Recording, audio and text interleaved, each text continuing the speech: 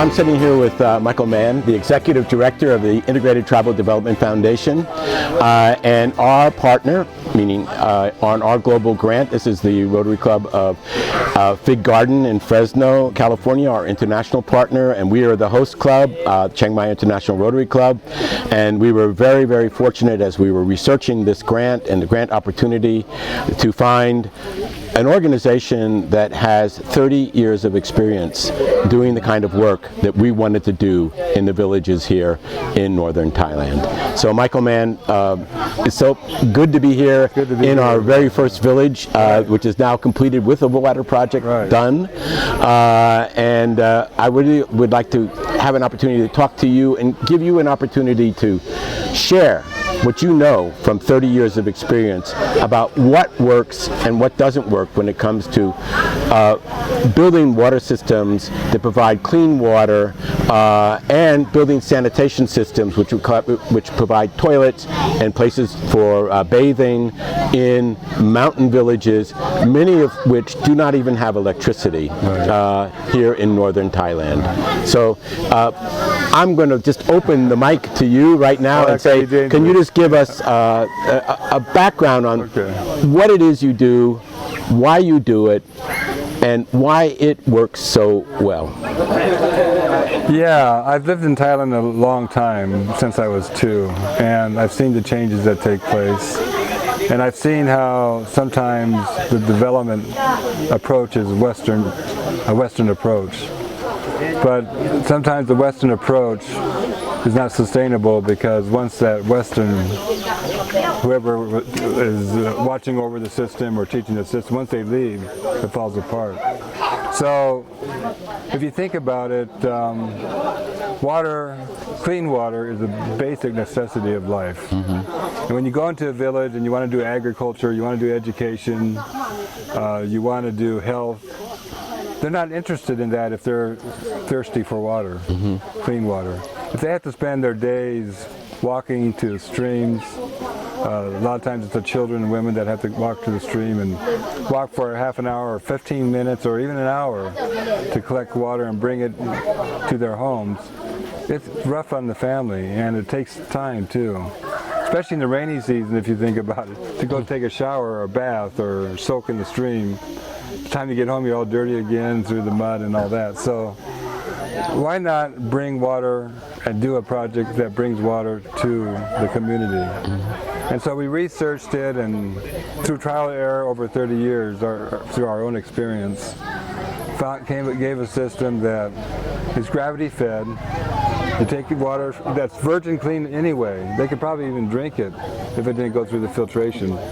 And you know, water is once you have your water, then everything else can follow. So we just don't help them with the water and then leave. If there's an opportunity and funding available, we'll bring in a school to education to where they're at, not pull them out to find the education. So that they're with their families, they keep the tradition, they keep the language. So it brings an opportunity to build schools and to help with education. It brings opportunities to help in areas of health, because they're washing and the hygiene and all that. And if you think about it, in the villages, they've never seen water come out of a tap before. How do you use tap water? What do you use it for? What do you wash? You can wash dishes, you wash your clothes, and so forth. So we see mortality rates, we see cleanliness, we see sickness decline in villages where we build these systems. And so it's education, it's health, it's income generation, economics, where they have water for irrigation, they have water for their gardens.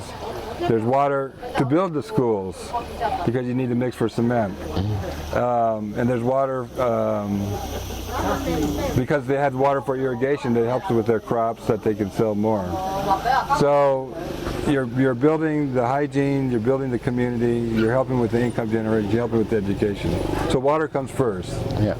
And then everything else follows from that. So some people are very concerned, and I think rightfully so, with the sources of water that are used in water projects. Can you say something about what you're and what we are doing to ensure that the sources of water that we use are in fact clean? You mentioned just a few minutes ago that that you probably could drink it right out of the source. Why is that? I mean, people are concerned about chemical and agricultural pollution and those kinds of things. Why doesn't that affect the kinds of sources that we're using in these projects? Well, we look at sources that are above other villages.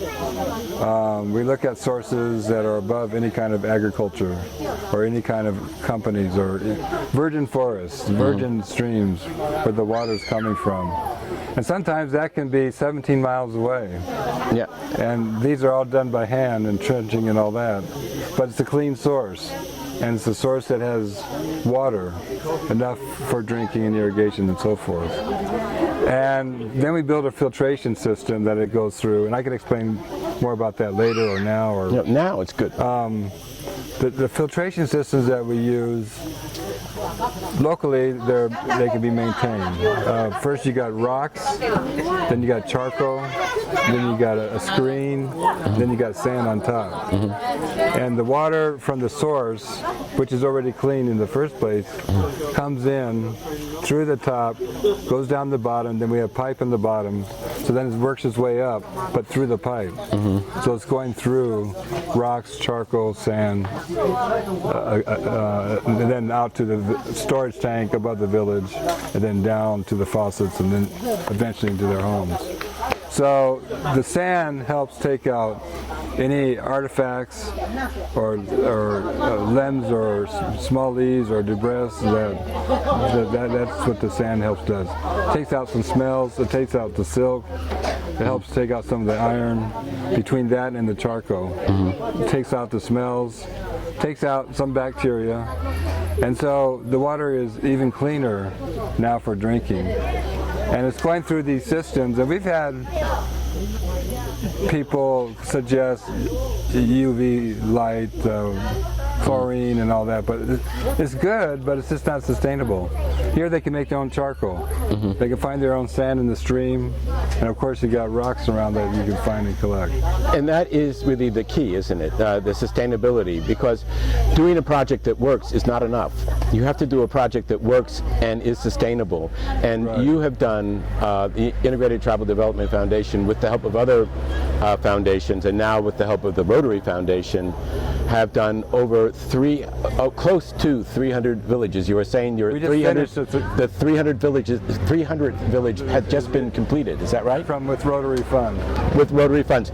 So Rotary International is responsible for the 300th village. That's right. So we need a big celebration. Yeah, we should have a celebration for that. And of those 300 villages, how long do you stay involved with the village once we install, like this village, for example? How long will we stay involved to make sure that the systems are being used properly and that they're being maintained properly and that they are in fact sustainable? Yeah, actively involved, proactively involved for 3 years, where we meet with the villagers each year up to 3 years to find out what are the needs, what are the problems.